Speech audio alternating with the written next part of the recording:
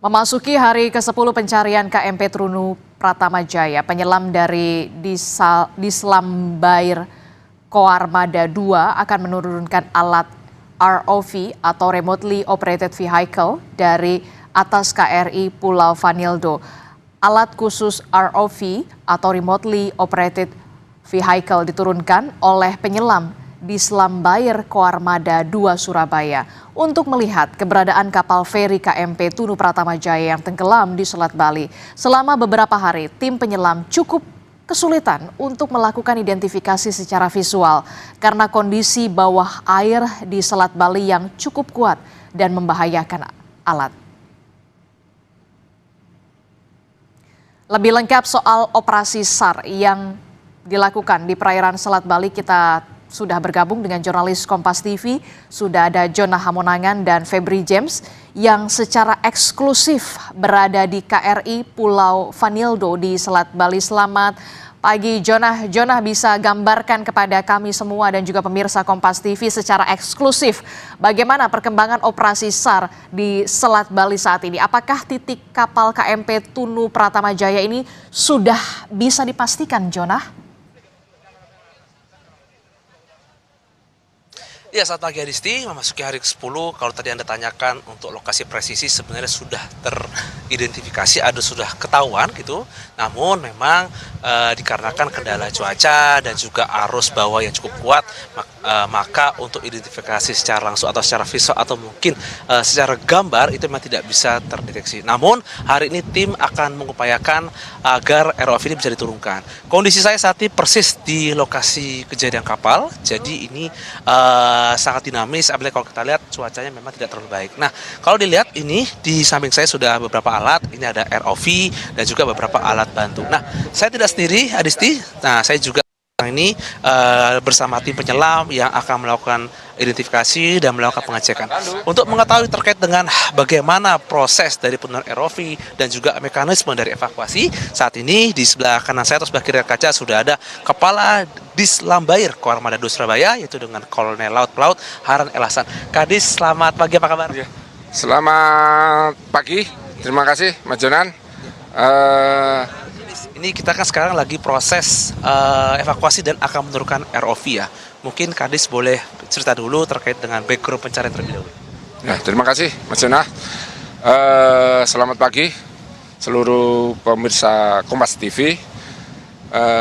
Sebelumnya kami juga turut mengucapkan duka cita yang mendalam kepada keluarga korban atas kejadian KMP Trunu Pratamajaya. Jadi kami juga dari seluruh tim SAR, dari seluruh bagian baik Basarnas, KNKT, ASDP, TNI Angkatan Laut turut mengucapkan itu. Kemudian untuk pelaksanaan SAR pagi ini, tadi sudah kita mencoba menurunkan marking buoy. Harapannya marking buoy itu bisa tepat di atas objek yang kita duga kemarin dan mudah-mudahan bisa presisi. Tetapi kita tahu sendiri seperti apa kondisi arus di bawah, sangat kencang ya. Tadi kemudian tapi kita tidak putus asa, kita juga menurunkan untuk kamera bawah air, tetapi juga kamera itu begitu turun arahnya ke selatan. Jadi dia melayang, tidak bisa menghadap ke dasar laut, tidak bisa menghadap ke objek. Kemudian untuk alat ROV kita ini, jadi ini adalah monitornya ini. Apabila kita turunkan ROV, ini akan real time. Kita bisa melihat tampilan atau tangkapan dari ROV kita. Sehingga apa yang dilihat nanti akan bisa tertampil di monitor. Kemudian ini umbilicalnya, kabelnya ROV yang akan mengendalikan ROV. Ini kabel ini sepanjang 300 meter untuk mengikuti pergerakan dari ROV. Ini ROV kita yang sudah kita siapkan. Tapi bagaimanapun kita tetap melihat kondisi alam, kondisi cuaca, dan prediksi arus yang ada di Selat Bali ini, Mas Jonan. Nggih. Untuk wujud visualnya seperti itu Kadis ya? Betul. Ini bentuk seperti visualnya seperti ini. Ini Mas Jonan. Ini akan real time. Jadi apa yang di monitor sama kamera akan tertampil di monitornya. Untuk peralatan kan sebenarnya sudah sangat baik, sudah sangat optimal, dan juga dari dari pelaut sendiri mungkin sumber daya manusianya juga sudah cukup oke.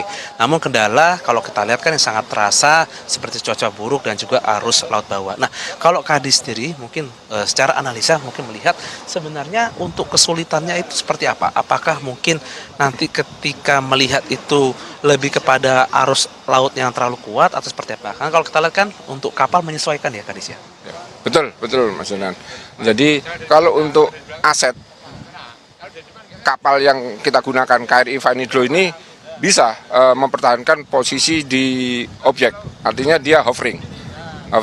Tetapi begitu di bawah permukaan ini arusnya sangat kencang, sangat deras. Nah, itulah yang menyebabkan di Selat Bali ini memang memiliki karakter yang paling unik dan sulit diprediksi antara kedalaman 5 meter, 15 meter, 20 meter, sampai 55 meter itu bisa berbeda. Itu yang menjadi kesulitan dan tantangan bagi baik penyelam dan alat. Alat pun juga akan mengalami hambatan. Itulah obstacle di Laut Bali ini. Nanti kalau cuacanya sudah oke, arus bawah lautnya sudah stabil, barulah nanti alat ini akan diturunkan Kadis ya? Betul sekali Mas, betul sekali. Untuk proses apabila cuaca mendukung, terutama arus bawah, kita akan melihat dari prediksi BMKG kelas 3 Banyuwangi, dan real di lapangan, apabila itu memungkinkan kita akan melaksanakan penurunan alat ini. Jadi di Vanidlo ini juga disiapkan seperti ini. Jadi ini untuk posisi para operator atau diver untuk melaksanakan turun ke laut. Nah, jadi apabila sudah disetting, sudah semuanya operator sudah siap, kita menurunkan lewat kalau kami sebutnya titian ayam ini. Terima kasih banyak Kadis atas waktunya. Kita juga masih tetap berada di kapal dan menunggu waktu yang tepat untuk bisa menurunkan ROV. Terima kasih banyak Kadis. Demikian acara saya dengan Kadis Lambert Koarmada 2, Kolonel Laut Harun El Hasan, dan kita tentu saja masih menunggu waktu tepat untuk bisa menurunkan ROV. Ketika cuaca sudah oke, arus laut sudah stabil, barulah alat berwarna kuning akan diturunkan dan bisa melihat secara jelas dan detail bagaimana bentuk KMP Tunu Pertama Jaya, khususnya sudah berada di bawah atau dasar lautan ini. Adisti? Baik, terima kasih laporannya jurnalis Kompas TV, Jona Hamonangan dan juga Febri James yang secara eksklusif berada di KRI Pulau Vanildo di Selat Bali. Terima kasih Jona dan juga Febri James, selamat bertugas kembali untuk Anda.